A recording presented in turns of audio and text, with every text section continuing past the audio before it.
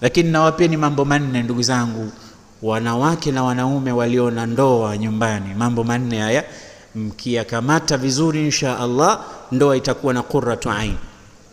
Jambo la kwanza, as-sabru. Lazima kuwe na subra katika ndoa. Subra, bila ya subra mtatimuana tu, wiki haifiki. Kila mmoja ajilazimishe kuwa mvumilivu na subra na mwenzake, ndiyo mtafika.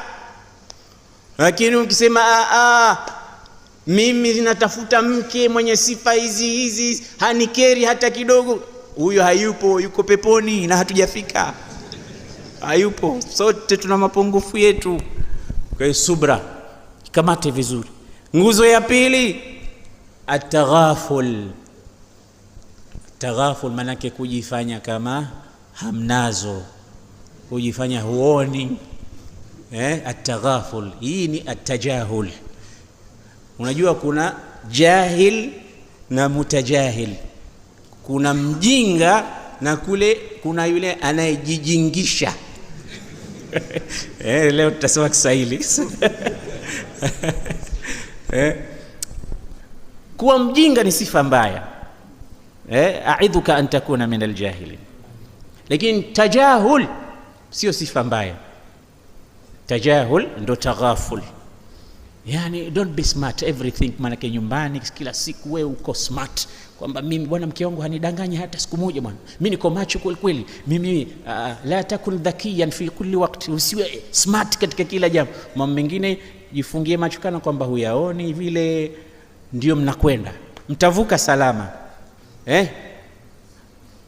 Laisa alghabiyu, msikilize huyu bedui alikuwa anasema maneno, laisa alghabiyu bisayyidi qaumi bal sayyidu qaumin man yataghaba. Mfalme wao sio mjinga. Mjinga hawi mfalme wa watu, lakini mfalme wa watu huwa yule mwenye kujifanya mjinga.